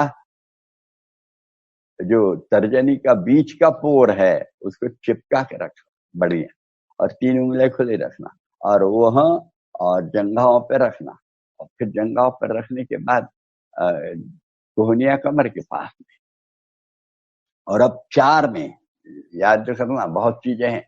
सीना बहुत ऊपर खींचना, कंधे पीछे ले जाना, कंठ पे ठुड्डी दाबना, अर्धोन्मिलित नेत्र रखते हुए सीना देखने का प्रयास करना, और पेट खूब अंदर, मूल बंध ही लगा लेना बोलेंगे, और पेट खूब अंदर लेना, नाभि सकट, नाभि का निचला पेट सब अंदर ऐसा खींचा हुआ। 4 गया पेट अंदर, देखो नाभि पीठ को मिल रही क्या, उसके कारण सीना और ऊपर आ रहा है क्या। और फिर ऐसे औंधा हाथ रखा है और फिर शांत बैठे हैं। इसमें बैठेंगे और बैठेंगे तो सुनेंगे इसके लाभ क्या है, क्योंकि थोड़ा देर तो आसन में बैठना चाहिए, इसमें दीर्घ श्वसन करते रहिए और सुनते भी रहिए। ये मुख्यतः योग का आसन है, और इसलिए योगश्चित्त वृत्ति निरोधा। तो पहला लाभ कौन सा है इसमें, चित्त शुद्ध और शांत और स्थिर हो जाता है, यह सबसे बड़ी इसकी उपलब्धि है। बुद्धि प्रसन्न हो जाती है, स्मरण शक्ति बढ़ती है, मेरुदंड यानी रीढ़ लचीला होता है, पाचन शक्ति बढ़ती है, सीना बहुत उठावदा और रुंद, अभी जैसा मैंने बताया ना 56 इंची, तो वैसा होने लगता है। हृदय विकार और मनोविकार समाप्त हो जाते हैं, संधिवात दूर होता है इससे, यह आसन से वीर्य रक्षण होता है, फेफड़े बहुत बलवान होते हैं। यानी अभी ये कोरोना वगैरह चालू है, और आजकल सब बड़े बड़े जो टीवी में आने वाले संत है ना, बड़े बड़े अलग अलग दाढ़ी और वेश में रहने वाले, वो सब बताते हैं कि फेफड़े दुरुस्त करने के लिए फलाना प्राणायाम करो, ढकाना कुछ करो, पर कोई ये नहीं बता रहा है कि पद्मासन अच्छा करो, इससे फेफड़े बलवान हो जाएंगे। अपने गुरु महाराज के यही वैशिष्ट्य है, ज्यादा जाहिरात नहीं करते पर असली चीज बताते हैं। हम पद्मासन में ऐसे यदि बैठते हैं तो फेफड़े बलवान होंगे, कोरोना से वैसे ही संरक्षण आपो आप होने लगेगा, ज्यादा कुछ करना नहीं पड़ता है। ये कितना वैशिष्ट्य है स्वामी जी का, सहजता है, और ये सहजता के कारण अब कौन सा फिर वो यहाँ ये शासन रहे वो शासन रहे, उसके कौन से फलाने आशय क्या कौन सा डिपार्टमेंट कहते हैं, मुझे तो आयुष डिपार्टमेंट है, वो लोग फिर वहीं जाते हैं जहाँ ज्यादा ढोल बजा डंका बजता है। और ये गुरु महाराज के पास तो कोई फिरकता नहीं है। ठीक है, अपन अपना अपने पहचान के जितने हैं ना उनको बताएंगे ये, क्योंकि भाई ये चीज है, असली चीज है गुरु महाराज ने दी, ये हम बताना चाहिए सबको, और बताते बातें और ज्यादा से ज्यादा लोगों को। क्योंकि जब हम विस्परिंग कैंपेनिंग करते हैं तो ये किसी भी चीज से ज्यादा हो जाती है। जैसे आप ये व्हाट्सएप में यदि संदेशा भेजते हैं तो सारी दुनिया में फैल जाता है। याद है, कुछ संदेशा भेजिए और ऐसा हो रहा है वैसा हो रहा है, तो पूरी दुनिया में फैल जाता है देखते देखते। बिल्कुल वैसा है विस्परिंग कैंपेन, हमारा विस्परिंग, हम एक ओठों से दूसरे कान को बताना, ये वाली चीज यदि हम करते हैं तो ज्यादा से ज्यादा लोगों तक पहुंचेगा। और इससे मानसिक सात्विकता बढ़ती है, फेफड़े बलवान होने के साथ साथ इतनी चीजें इसके लाभदायक है। और इतना देर हमको बैठना संभव हुआ क्या, मालूम नहीं हुआ होगा। पीठ दर्द नहीं देना चाहिए इसमें, रीढ़ ढीली लेना चाहिए, पर सब सीना केवल उठाना चाहिए। चलिए अब छोड़ने के पीछे जाएंगे, सारा शरीर ढीला करेंगे। 5 6 में हाथ बाजू में ले लेंगे, 6 जहां रखना है वहां बराबर रख लेंगे, 7 में दाहिना पैर निकाल लेंगे, 7 8। तो आप कभी अभी सादा पद्मासन में बैठ जाइए, सादे पद्मासन 1 में 2 में पैर ले लीजिए। और बैठते समय योग में तो हम यही विचार रखें कि पद्मासन में ही बैठे, बाद में सुनना है तो पद्मासन में बैठे, आदत हो जानी चाहिए। तो ये जो पद्मासन हम किए अभी वैसे नहीं करते रहे, और ये पद्मासन संपूर्ण पद्मासन ही संपूर्ण योग के जितने लाभ है, देखिए आप आसनों के 100 लाभ हम ये सारे के सारे इतने में ये पद्मासन में मिल जाते हैं। कितना विलक्षण आसन है ये, और उसको ऐसा ही करना चाहिए। पर ये करने की क्षमता हमारे अंदर में नहीं है, अभी के इंसान के अंदर में यह क्षमता नहीं है। इसलिए पहले कैसे थे, कुछ मैं पुराने ग्रंथ पढ़ता रहा तो उसमें दिखते रहे कि कुछ आसन कम थे, बहुत छोटे से आसन करना, बाद में बैठना ध्यान के लिए पद्मासन में। अभी हमारे के बहुत आसन करने, इसलिए हमारे शरीर बहुत विचित्र है। इसलिए गुरु महाराज ने हमको, जनार्दन स्वामी महाराज जो है, उन्होंने इतने आज अपन तकरीबन 25 के ऊपर योगाभ्यास सीख लिए हैं, आसन अलग अलग, ये सब आसन उसी के लिए पढ़ा रहे हैं ताकि शरीर लचीला बने और पद्मासन में 3 घंटे बैठना संभव हो। पद्मासन के में सब किया जाता है, ध्यान भी इसी में होता है, उसके पहले जो प्रत्याहार धारणा है वो भी इसी में होते हैं, प्रत्याहार इसी में होता है, और प्राणायाम भी इसी में किया जाता है।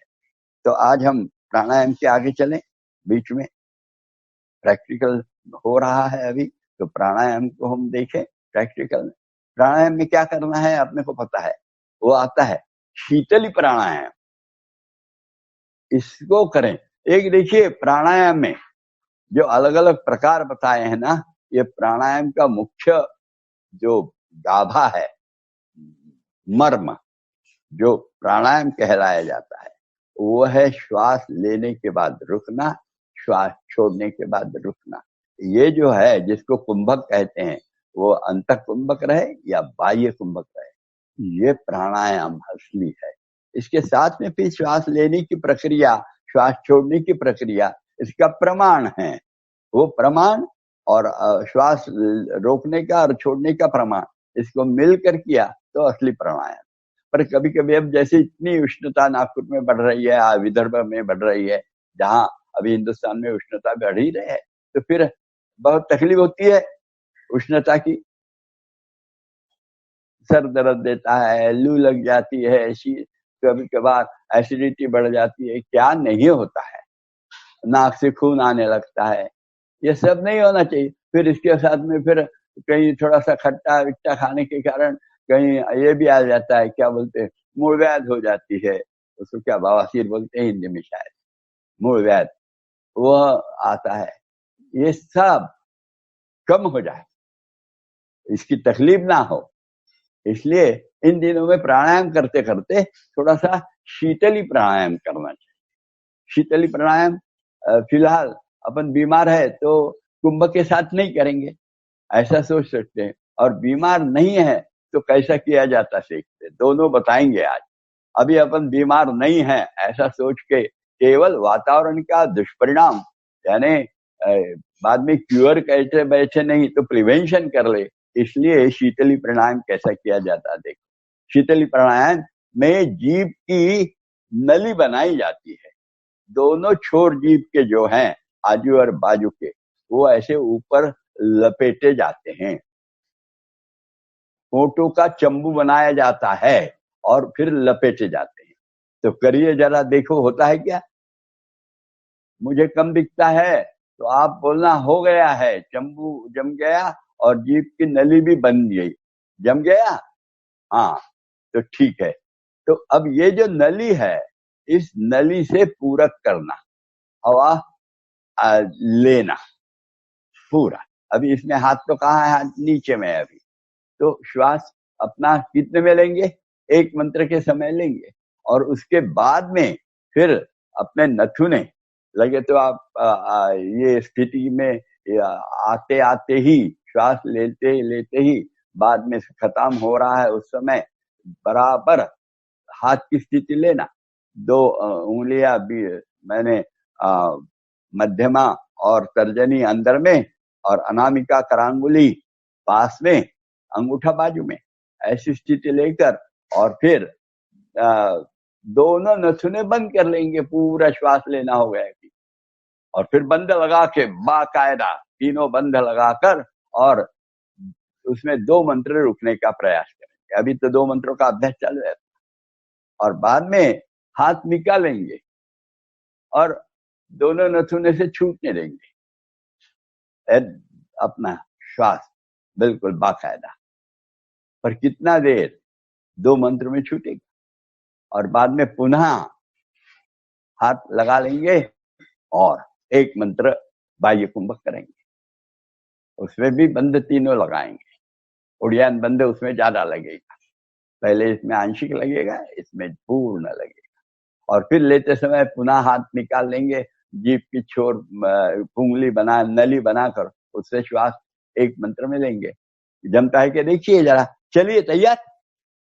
हाँ, शीतली प्राणायाम। श्वास लीजिए, छोड़िए और श्वास लीजिए। श्री राम, जय राम, जय जय राम। पकड़िए ना, श्री राम, जय राम, जय जय राम, श्री राम, जय राम, जय जय राम। छोड़ दिए नाक से, श्री राम, जय राम, जय जय राम। पुनः पकड़िए, 2 बार हो गया कि पकड़ लिया, बहुत अच्छा।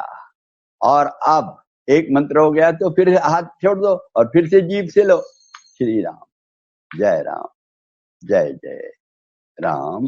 रुकिए, श्री राम, जय राम, जय जय राम, श्री राम, जय राम, जय जय राम। छोड़िए, श्री राम, जय राम, जय जय राम, श्री राम, जय राम, जय जय राम। रोकिए, श्री राम, जय राम, जय जय राम। लीजिए, श्री राम, जय राम, जय जय राम। रोकिए, श्री राम, जय राम, जय जय राम, श्री राम, जय राम, जय जय राम। रेचक, श्री राम, जय राम, जय जय राम, श्री राम, जय राम, जय जय राम। बाह्य कुंभ, श्री राम, जय राम, जय जय राम। पूरक, श्री राम, जय राम, जय जय राम। अंतकुंभ, श्री राम, जय राम, जय जय राम, श्री राम, जय राम, जय जय राम। रेजक, श्री राम, जय राम, जय जय राम, श्री राम, जय राम, जय जय राम। बाह्य कुंभक। श्री राम जय राम जय जय राम। धीरे से छोड़। ये ऐसे जब कभी ऐसे वातावरण होता है, ऐसी तबीयत खराब रहती है, खूब एसिडिटी वगैरह हो गई है, तुरंत ऐसे कर लेना, तो फिर साधना में व्यत्यय नहीं आता, खंड भंग नहीं होती साधना, और बीमारी तो निकल जाती है। ऐसे करना चाहिए। पर अब हम बीमार है और उपचार के तौर पे आ गए हैं, तो फिर कैसे करना चाहिए? इसमें फिर वो नहीं करना, क्या अपना मंत्र वगैरह नहीं, और अंत कुंभक नहीं, बाह्य कुंभक नहीं, केवल जब भी अपन नए आए हैं और बीमार है ऐसा समझ के करेंगे। उसमें क्या करना, जीभ की नली बनाकर श्वास लेना, उससे पूरा श्वास ले लिया, पर ये श्वास जरा पेट में भरना, यानी पेट थोड़ा सा फूलना चाहिए, थोड़ा सा, और पेट फूले, श्वास अंदर लिया, फिर बाद में पूर्ण लेने के बाद मुंह बंद कर लिया, उसको निगल लिया, जो है वो मानो श्वास निकल रहे हैं, कहीं आए गले में अटका, वो निगल लिया, और फिर कंठ पे और छुट्टी दबाकर एक 5-7 सेकंड वैसे रुकना, और बाद में छोड़ देना दोनों से, ये ढीला छोड़ के अपना कंठ के पास का छुट्टी का भाग, गला, ऐसे एक 5 बार करना, ज्यादा नहीं करना। ऐसे देखिए, चलिए करके देखिए, चलिए ले लिया, श्वास लीजिए उंगली बनाकर, जितना ले सकते हैं पेट में भर लो, और बाद में होंठ बंद करो, उसको निगलो और दबाओ ठुड्डी कंठ पे, और एक 3-4 सेकंड 5 सेकंड लोग गए, अब शरीर ढीला छोड़ो, श्वास छोड़ दो, पुनः दूसरे बार करो, ऐसे 5 बार करो। अभी ये करते हैं ऐसे 5 बार। हाँ, तीसरे बार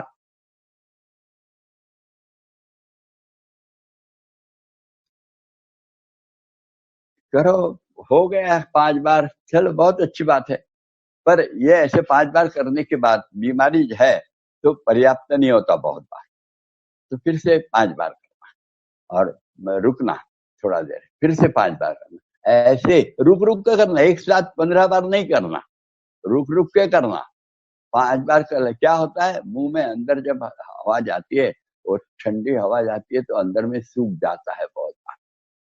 जीभ आप देखिए, अभी किए होंगे तो ख्याल में आया होगा, ऊपर वाला तालू और जीभ और गले के पिछले भाग जो है वो सूख जाता है करते करते, तो थोड़ा रुकना, 5 बार करने के बाद रुक गए तो वो फिर से गीला होता है, और गीला हो गया तो फिर से शीतली प्राणायाम का इम्पैक्ट जो है वो सही होने लगता है।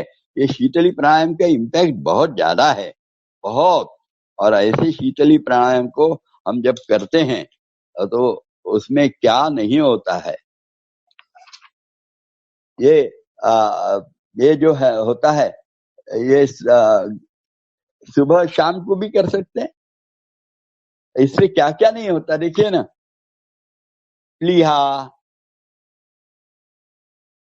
यकृत, रक्त, पित्त, गुल्म, उष्णता, ये इनके जो विकार है, ये विकार, और पित्त ज्वर और जीर्ण ज्वर, ये सब दूर हो जाए। कितना भारी है शीतल प्राणायाम, देखिए फिर से सुनिए, प्लीहा, यकृत, गुल्म, रक्त, पित्त, उष्णता, इनके विकार, और पित्त ज्वर और जीर्ण ज्वर दूर हो जाते हैं। त्वचा रोग और निद्रा नाश, इस पर इसका लाभ है। प्यास और शरीर में दाह जो होता है, जलन, ये कम होने लगती है। नींद नहीं आती है, ऐसी अवस्था हो, निद्रा नाश जिसको बोला है, तो नींद नहीं आती है तो उसको नींद आने लगती है। ये इतने लाभ है ये प्राणायाम के, कौन से, शीतली प्राणायाम के। और इसलिए हम चाहते हैं कि शीतली प्राणायाम का अभ्यास अच्छा करें। अब बोल तो दिया मैंने, पर जीभ की नली करना बहुत लोगों को नहीं आता। उन्होंने क्या करना चाहिए, उन्होंने थोड़ा सा मुंह खोलकर हाथ साफ कर लेना, नहीं तो फिर से वही बात आ जाएगी कोरोना कोरोना।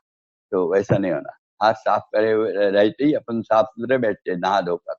तो मुंह थोड़ा खोलना, जीभ के ऊपर तर्जनी बीचों बीच रखना। जीभ के ऊपर, मुंह खुला है, जीभ के ऊपर तर्जनी, तर्जनी यानी अंगूठे के बाजू की उंगली जो है वो बीचों बीच रखना।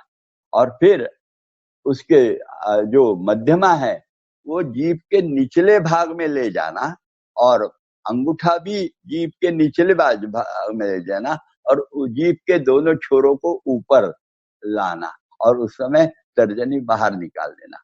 तो नली की पुंगली तैयार हो जाएगी। और ये पुंगली थोड़ी सी दिखेगी 1, 2, 3, 4 दिन में, और हमको वो कैसे करना ये अंदर में हमारे जो मैकेनिज्म है उसको समझेगा और वो आने लगेगा।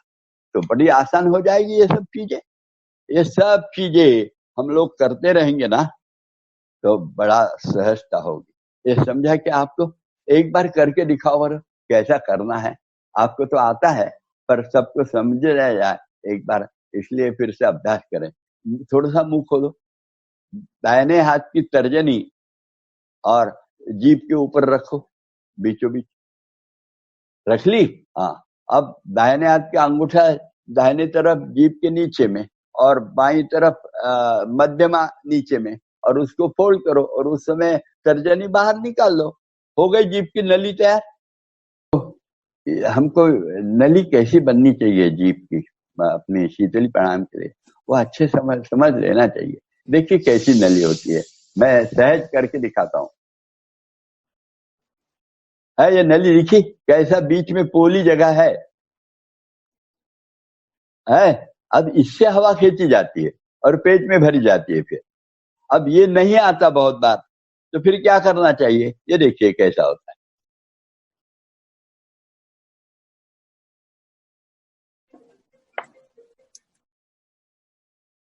समझा? ये करते हैं तो आने लगता है। ये आईने के सामने खड़े होकर करना 4-5 तो आने लगेगा, और फिर मैं कर रहा हूँ ऐसा भी सहज आएगा।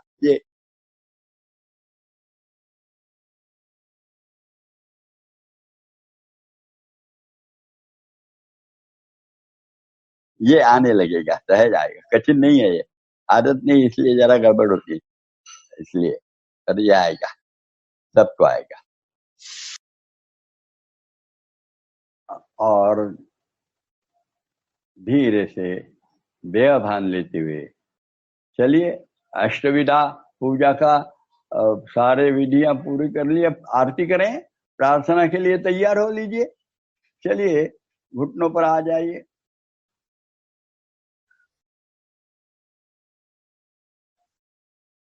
घुटने मिले हुए, एड़िया मिले हुए, अंगूठे मिले हुए, हाथ नमस्कार में सीने से सटे हुए, थोड़ी छुट्टी कंठी की ओर, आंखें बंद।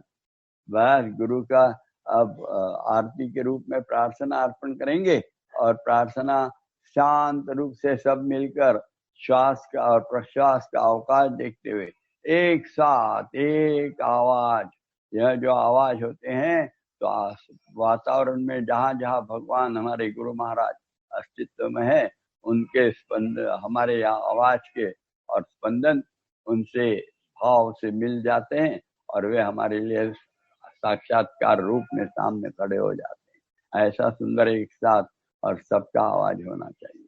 चलिए, तो देखिए श्वास प्रश्वास अंदर जाने वाला बाहर आ गया, पुनः लिया और प्रार्थना प्रारंभ। असंख्यात नावे जयादेत लोक,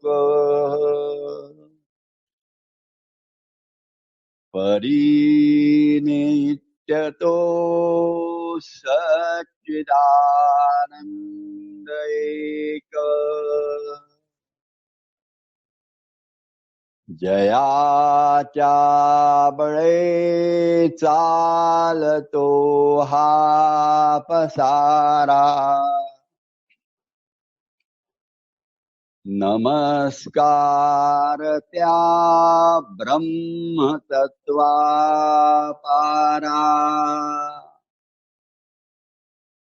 न भी सूर्य विश्वास जो तेज देतो प्रमोदे आम्ही अंतरित्यास ध्यातो तये प्रेरणा बुद्धि ते देत गावी असे आमुची प्रार्थना ही प्रभावी प्रभो पूर्ण आरोग्य आम्हा असावे तसे नित्य मांगल्य नेत्रान दिसावे कधी दैन्य दारिद्र्य आम्हासी ना हो शतायुष्य ऐश्वर्य विज्ञान लाहो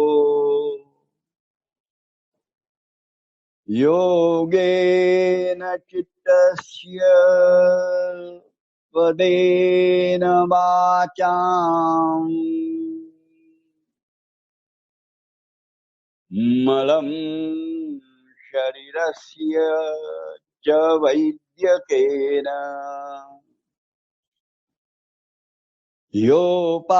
योपाकरोत्तं प्रवरं मुनीनाम् पतञ्जलिं प्राञ्जलिरानतोऽस्मि ॐ पूर्णमदः पूर्णमिदं पूर्णात् पूर्णमुदच्यते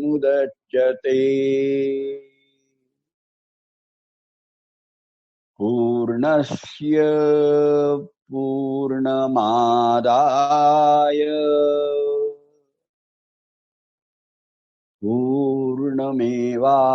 पूर्णमेवावशिष्यते ॐ शान्ति शान्ति शान्तिः सद्गुरु श्री जनार्दन स्वामी महाराज की जय।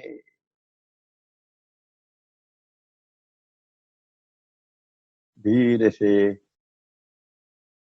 हाथ नीचे छोड़ देंगे, पीछे बांध लाएंगे, एड़ियों पर बैठ जाएंगे, माथा सामने टेक देंगे और कहेंगे तेरा तुझको अर्पण क्या लागे मेरा, मुझे तो आपका प्रसाद ही चाहिए, समाधान सुख और निरोगत्व वाला वह दीजिए।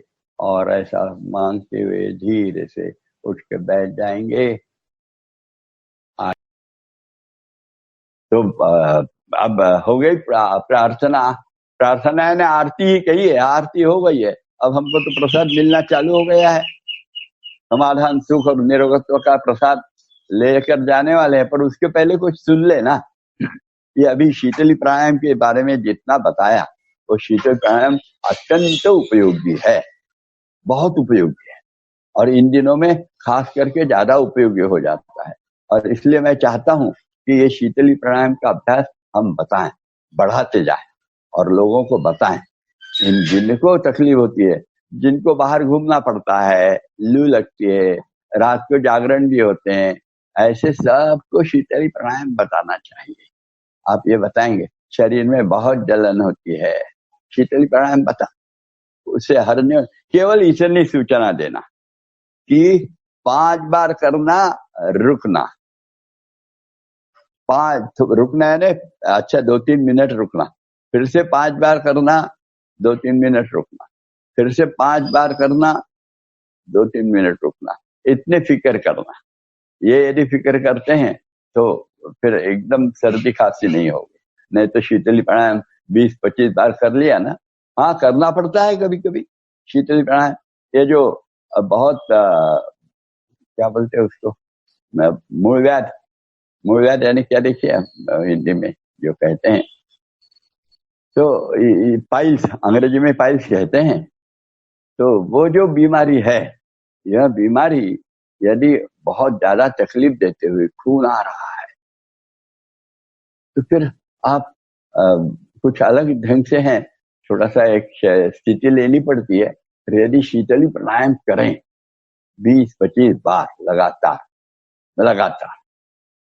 यानी 5-5 वाला 25 बार यदि करें, तो देखते देखते एकदम सर्दी हो जाती है, और सर्दी होकर वो जो मूलव्याध की तकलीफ है वो बहुत कम हो जाती है। 2-3 दिन में तो समाप्त सी हो जाती है। आप अनुभव लेंगे, जिनको है वो अनुभव ले सकते हैं इसका। और ये दिनों में बढ़ती है, कहीं थोड़ा सा ये खट्टा अचार वगैरह ज्यादा खा लेते हैं, और आम का रस ले लेते हैं। आम के रस में घी नहीं डालते हम लोग, आजकल के लोगों को घी खाना नहीं आता। आम के रस में घी डाला तो फिर उसके ये हो जाता है और तकलीफ समाप्त हो जाती है आम के रस की, केवल फायदा हो जाता है। पर यदि इसमें घी नहीं डाला तो तकलीफ बढ़ती है, उष्णता बढ़ती है बहुत बार। अब आम को भिगो के रखना, पानी के लाए बाजार से, तो उसको भिगो के 3 घंटे अच्छे पानी में रख दिए तो वो भी अच्छा रहता है, फिर उसकी तकलीफें नहीं होती। पर आजकल हम लोग इतना करते नहीं है, ये बड़ी गड़बड़ हो गई है। तो फिर ये तकलीफ आ जाती है, इन दिनों में बहुत आ जाती है मूलव्याध की तकलीफ, पाइल्स की तकलीफ। तो फिर अपना ये करो भाई, जो शीतली प्राणायाम का उपयोग बड़ा उपयोगी हो जाएगा। और ये अपने को अनुभव आया तो दूसरे को भी बताना, पर जैसे बताए वैसे ही करना, ये ज्यादा नहीं होने देना। अति सर्वत्र वर्जय, कहीं भी करें तो अति सर्वत्र वर्जय चाहिए, इसकी तरफ जरा हमारा ख्याल चाहिए। और एक ख्याल देते हैं तो आज का जो पद्मासन सीखे हैं, वो पद्मासन में कितने प्रकार के लाभ है। मुख्यतः योग का कोई आसन होगा तो वह पद्मासन है। अभी देखिए ना, अब हम पाते हैं योगेश्वर भगवान कृष्ण की प्रतिमा है, वो पद्मासन वाले, अरे क्या प्रतिमा है। तो योगेश्वर भी पद्मासन में ही बैठते हैं, और पद्मासन के लिए ही सब कुछ योग के बाकी के चीजें, पद्मासन में ही मन की प्रसन्नता होती है। आज मन की प्रसन्नता खूब आवश्यक है। यह मन की प्रसन्नता रही ना तो बाकी सब चीजें होने लगती है, बहुत सहज रूप से होने लगती है। कितना सहज होता है कि पता भी नहीं चलता। ये जो सहज होना है, अब मुझे सही सत्य बोलना है, मुझे सत्य बोलना है, मुझे सत्य बोलना है, ऐसे कहने से सत्य बोलना नहीं होता। वो अंदर से सत्य क्यों नहीं बोलते हम, तो हमारा स्वार्थ, हमारा अहंकार जो हमको पता ही नहीं रहता, हमारा उसके साथ आने वाला काम, क्रोध, लोभ, मोह, मद, मत्सर, ये लोग जो हैं ये सब हमें सत्य से परे रखते हैं। हमें क्रोध क्यों आता है पता नहीं चलता, पर ये सब चीजें हमें क्रोध निर्माण, हमारे मन में हिंसाचार क्यों आता है, तो ये सब चीजें लाती है। मेरे अंदर में व्यभिचार की भावना क्यों लाते, तो यही सब लाते। ये सब चीजें जो है ये लाते रहते हैं, और इनको नियंत्रण में कैसे रखना, तो मैं क्रोधित नहीं होऊंगा ऐसे बोलने से नहीं होगा। तो मन के अंदर में संस्कार जो हो गए हैं, ये सारे संस्कारों के, और उसको शमन करना, ये शमन करने की प्रक्रिया योग में सहज रूप से होने लगती है। ये शमन करने की प्रक्रिया, जैसे शरीर में अभी आप सुनते हैं कि क्या कोई प्लाज्मा थेरेपी, कोरोना बहुत चालू है ना, तो बोले प्लाज्मा थेरेपी है। तो प्लाज्मा थेरेपी में शरीर के अंदर में, और यदि अपन ने किए तो एंटीबॉडीज तैयार हो जाती है खूब बड़े पैमाने, और वो फिर कोरोना का मारती है। ऐसा कहीं जब कल सुन रहा था मैं, मुझे तो पता नहीं, अपन डॉक्टर थोड़ी ना। तो ये जो एंटीबॉडीज तैयार हो गई शरीर के अंदर में, तो कोरोना स्वयं खत्म हो जाता है। तो वैसे ही हमारे अंदर में कोरोना है। ये कोरोना का नाम है अहंकार, स्वार्थ, काम, क्रोध, लोभ, मोह मद मत्सर। और इसके आदि वो कोरोना अंदर में घुस गया तो उसके लक्षण क्या होते हैं? उसके लक्षण होते हैं हमारा दुष्टाचार, व्यभिचार, अत्याचार, भ्रष्टाचार, हिंसाचार, जो जो प्रकार है ये सब उसके कारण चालू होते। वो लक्षण है कि ये सब कोरोना अंदर में विकसित है। अब ये कोरोना के खत्म करने के लिए क्या करना चाहिए? तो एंटीबॉडीज तैयार होना चाहिए शरीर में। वैसे तैयार होते हैं पर तैयार अच्छे हो जाए इसलिए कौन सा चाहिए? तो योग नाम के जो प्रक्रिया है, योग के सभी अंग की दवाई और हम अपनाते रहे तो ये एंटीबॉडीज तैयार होते हैं। और ये जितने स्वार्थ वगैरह के प्रकार है जिसको कोरोना कहते हैं ये सब समाप्त होते हैं। ये असली योग का महत्व है।